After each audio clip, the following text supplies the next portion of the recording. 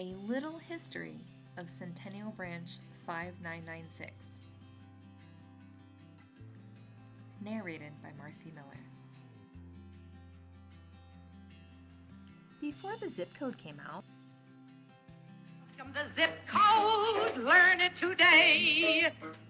before MLK's famous I Have It, transform the jangling discords of our nation, before John F. Kennedy's assassination, And here we are.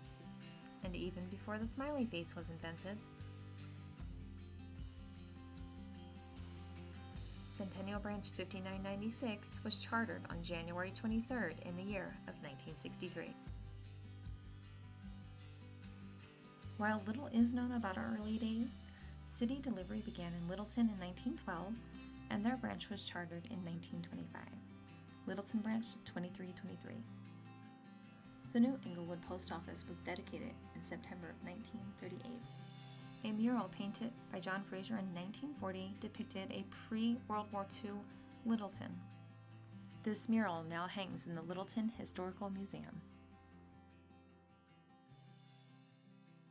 The Littleton Post Office was added to the National Register of Historic Places in 2019. While the first post office opened in 1900 in Englewood, it wasn't until 1955 that Branch 4600 was chartered. The new Englewood Post Office was dedicated in September of 1938. In 1940, Boardman Robinson painted a mural called Colorado Stock Sale in the Englewood Post Office. The Englewood Post Office almost closed in 2010 until the Englewood citizens petitioned to preserve their beloved post office. Today, it's on the National Register of Historic Places. In the 40s, the Union secured passage of some really important pieces of legislation and 2 more pay increases for city carriers. Letter carriers had a pretty difficult time during President Eisenhower's 8 years in office when he continued to veto bill after bill after bill that would give letter carriers a pay raise. Branch 5996 members can be shown here assembling bags for a state convention they were hosting alongside the Ladies Auxiliary in 1968. Our branch has always been dedicated to providing and attending training.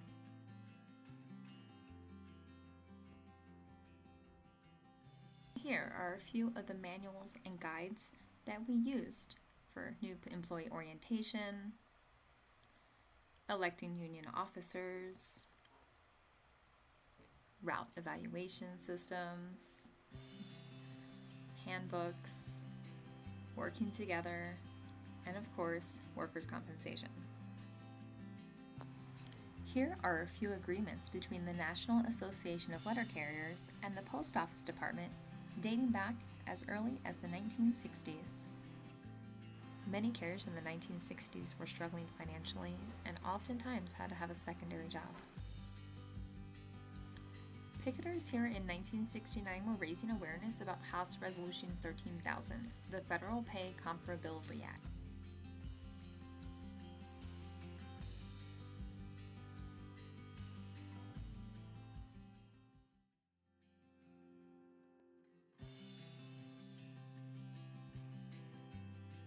The tough times of the preceding years created the perfect storm that led to the postal strike of 1970. Many carriers in our area and across the country chose to go on strike. The activation of the men of the various military organizations to begin in New York City the restoration of essential mail service. Think you're doing it as fast as a postal worker? No, I don't. No. He must have his own little tricks because I can't find half the slots. It was announced at a New York news conference, a 12% pay increase, quicker raises, no penalties for local union leaders like Gus Johnson of the letter carriers. as a consequence of the hardships we have all endured, and because of the absolute pledges given us by many of our friends in Congress, I hereby urge and direct the members of Branch 36, National Association of Letter Carriers, to return to work. Carriers proudly went back to work. In 1971, they were negotiating our very first contract, and in July of 1971, the Postal Reorganization Act was finally implemented. This allowed the U.S. Postal Service to act as an independent establishment of the executive branch to be operated like a private corporation. Gus Johnson, from the preceding video, came to our area to provide training on the M41 and M39. Throughout the years, we've always tried our best to educate our carriers on how to do their job properly. The first meeting minutes for Branch 5996 were located in 1972. Littleton Branch 2323 had a Memorandum of Understanding come out in October of 1973. In 1974, we discussed a merger with Branch 47. Ultimately, it was voted down. Dogs have always been carriers' favorite foe. In 1975, we fought what was known as the Kokomo Plan. The union was fearful if this program was widely implemented, it would eliminate about 15,000 jobs. Branch 4600's first newsletter came out in March 1975 with editors Doris and Trigg. Doris was the first female carrier in Englewood in 1970. Thankfully, in 1976, we could cry, "Kokomo is dead." The Ladies' Auxiliary has always been instrumental in assisting us with legislative needs, and they throw one hell of a party. In 1977, we were still fighting for the Hatch Act, Postal Reorganization Amendments, mandates for 6-day delivery standards. We've always been fighting the efforts to repeal Social Security offset. 1977 and 1978, we were making bylaw changes and attending convention. Personal profiles in older newsletters allowed us to learn a little bit more about our coworkers, such as Rudy Tortorelli here. The Englewood Slow Starters was Englewood's softball team. Branch 4600 also put out an MOU in October of 1978.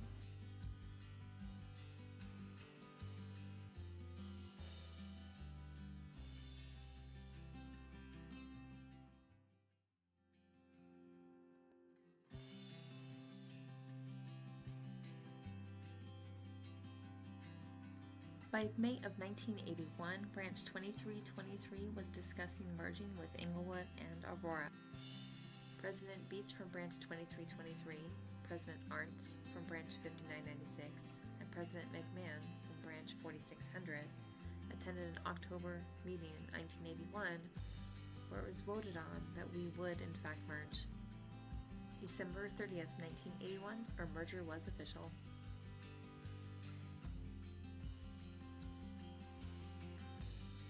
With all the changes, the branches immediately got to work on updating the budget and making sure petty cash was in order. And we, alongside Branch 47, got to have some fun at the horse races. In 1983, there was an election for delegates to go to the state convention. Employee improvement was supposed to foster a better relationship between workers and management. In 1985, we had about 889 regular workforce carriers, and Charlie Cotis was appointed to local business agent. The very first Centennial letter carrier newsletter was released in March of 1986.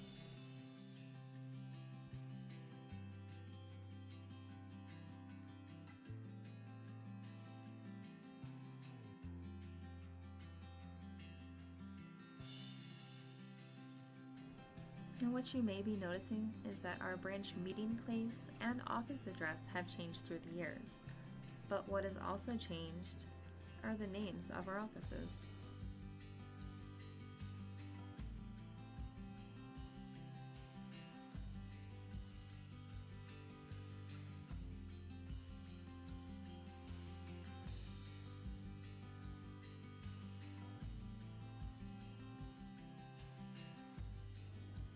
Our members sure look like they're having a great time at the Labor Day picnic in Progress Park.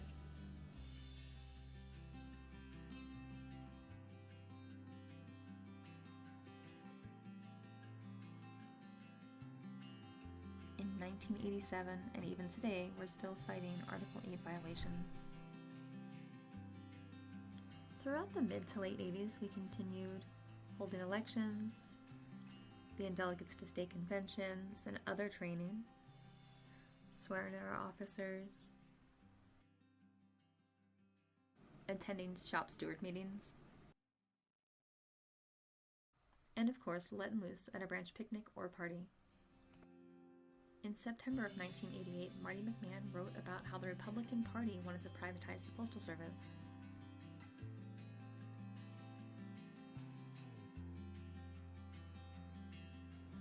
In 1989, NALC hosted its Centennial celebration.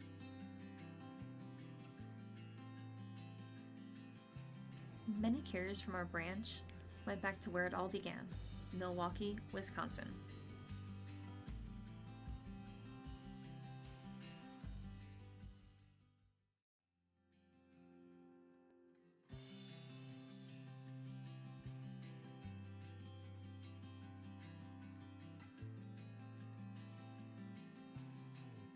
In the late 80s to early 90s, branch members decided to adopt the Galligan family. The Galligans were fostering 12 children. Members donated their time to lay down a foundation for a playground that they later came back to build.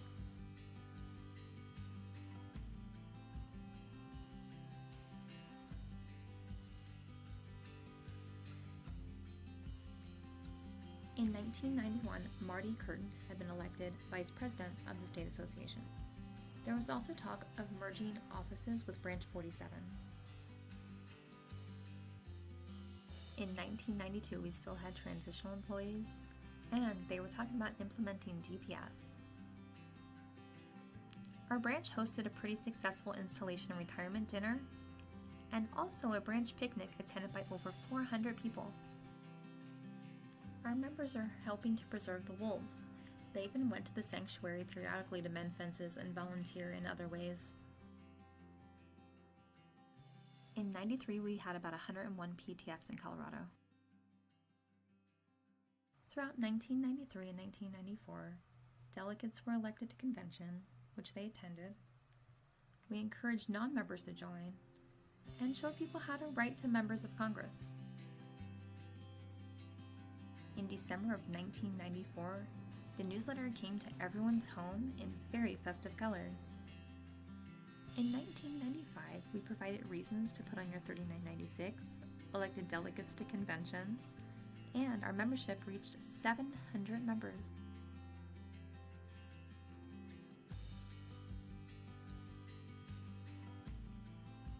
In the mid-90s, we were still attaching photos to our newsletters in order to make copies for distribution. We hosted golf tournaments to raise money for MDA, and Elitch garden adventures and skating parties with the Ladies Auxiliary. Carriers attended the convention in Estes Park. They took a moment to have an informational picket.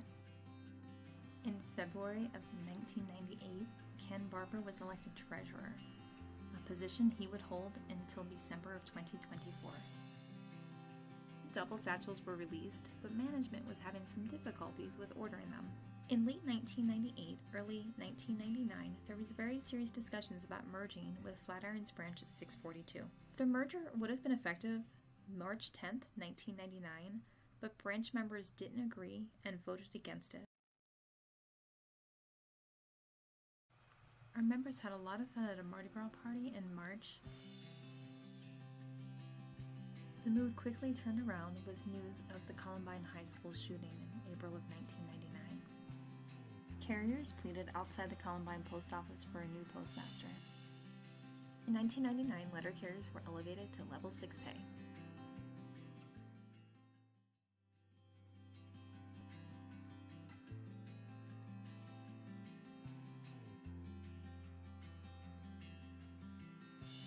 '2000 began with Jeff Hartman as the president, and John Fetchison, aka Fetch, as the vice president. Carriers attended the National Convention in Kentucky and the State Convention in Golden.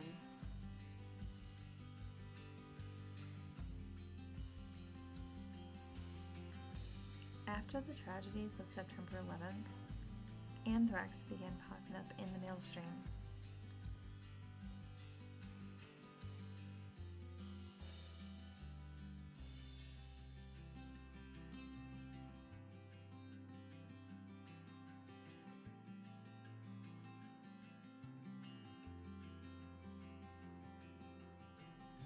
Members here can be shown having a good time at the 2001 dinner dance.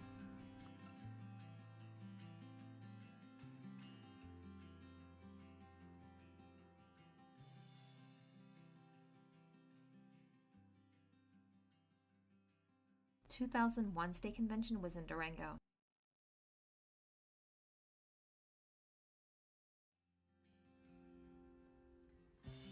In 2002, the post office began Segway scooter tests for delivery. The public praises carriers as they deliver massive amounts of packages on Sunday, December 24th in 2006. 2007, restrictions were put on subcontracting letter carrier work. In 2011, we moved to the office we are currently in today. And Senator Bennett attended our branch picnic. Carriers are checking in here at the 2012 National Convention. FSS was also implemented. In 2013, City Carrier Assistance became a part of the letter carrier craft as a result of the DOS award. John Robles was appointed to Regional Administrative Assistant for the Region 4 office in 2016.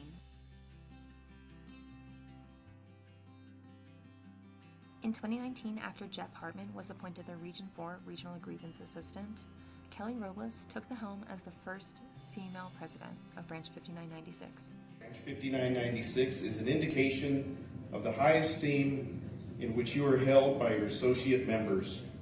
Your duties are many, and chief among them is to be at all times ready to promote the welfare of the association and enforce the laws with firmness and impartiality, so that when the sound of this gavel, the symbol of authority which I now present to you is heard, is cheerfully and willingly obeyed.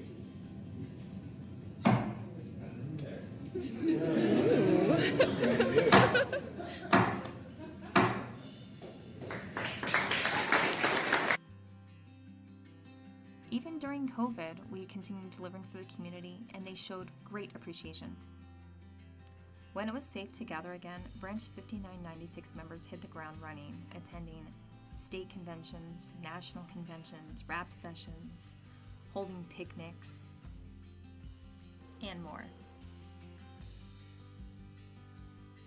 In late 2024, the Social Security Fairness Act passed, and in early 2025, Joe Biden signed it into law.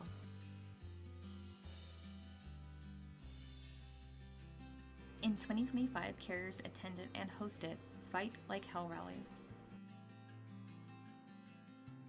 Over the years, we've hosted and attended many informational pickets.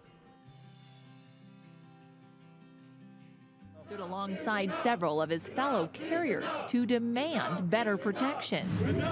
Many of our members have been assigned to committees, appointed to headquarters, attended Leadership Academy, been appointed as local business agents, or arbitration advocates, and more.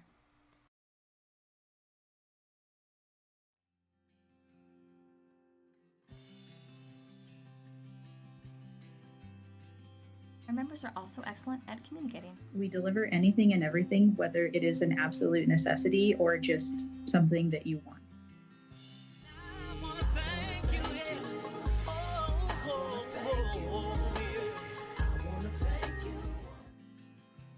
Thank you for the opportunity to come join you on your podcast. All right. So Marcie Miller, the reason I'm excited to talk to Marcie is she is a Carrier Academy instructor. To have carriers out there that are getting properly trained, of course, to help us out and hopefully stay long term. I mean, we want people to retire here.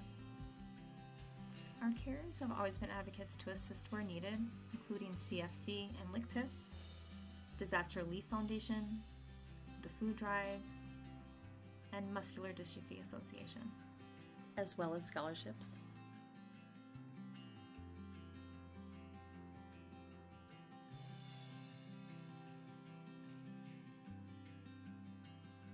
Our carriers have been active participants in the community, attending parades, reading to the community, dressing up as Santa Claus, and more.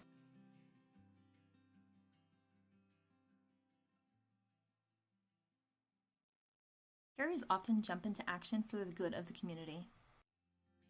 Here are just a few of our branch heroes.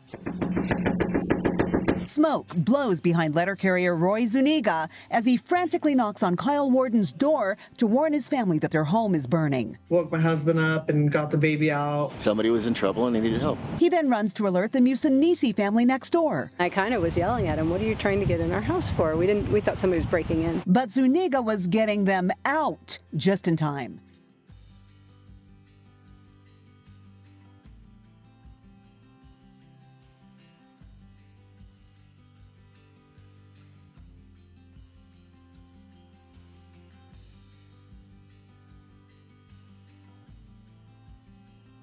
We've always celebrated our members' accomplishments, including awards, births, and retirement.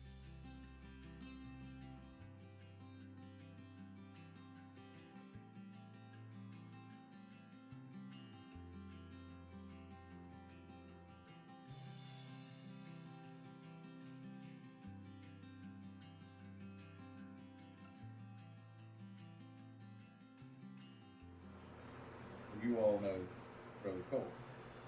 The strength and prestige of our organization is a direct result of the selfless dedication of members like yourself who helped it grow and who stood loyally at its side during good times and bad, never wavering in your devotion or your support. We, who are the beneficiaries of your steadfast courage over the years, will always be grateful for the legacy of achievement you bequeathed to us. May you enjoy the benefits that go with your Gold Card membership in good health for many years to come. As president of the National Association of Letter Carriers, I want to express on behalf of the entire membership our appreciation for what you have meant, what you mean now, for the development and progress of our great organization. I hope, we all hope, the presentation of this Gold Card commemorating your 50 years of loyal membership in the NALC is as proud a moment for you as it is for us.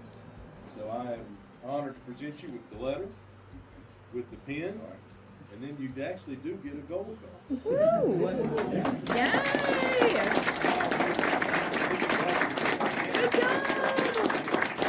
Uncle Danny, who's back there with his phone out, of course, recording.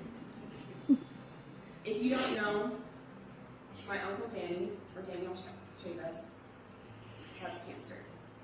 And since these past cancer treatments, even though that he is tired, he doesn't feel well, he has always come and supported me. He was there at my senior game. He's the loudest one cheering in the crowd. And even when he says, "Oh, I don't feel like coming out," I'll call him and I'll be like, "You know what? Just for you, Jazz, just for you." And we've always supported each other in our time of need. Karen, go! Oh my gosh!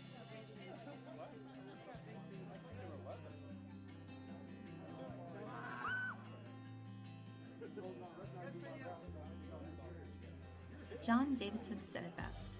We also should be proud of ourselves, the job we do today while daily delivering for America. We do a good and honorable job. Union letter carriers are the best of a select group of letter carriers. Our future is secure as long as we have this pride, the pride to do what it takes to do a good job for America, for our customers. Sometimes it's not easy to do a good job. We might have to overcome authoritarian, short-sighted management on our own tendency to not become involved unless we're personally involved. Our union brothers 100 years ago understood that becoming involved for your fellow worker in the long run is in your own personal interest.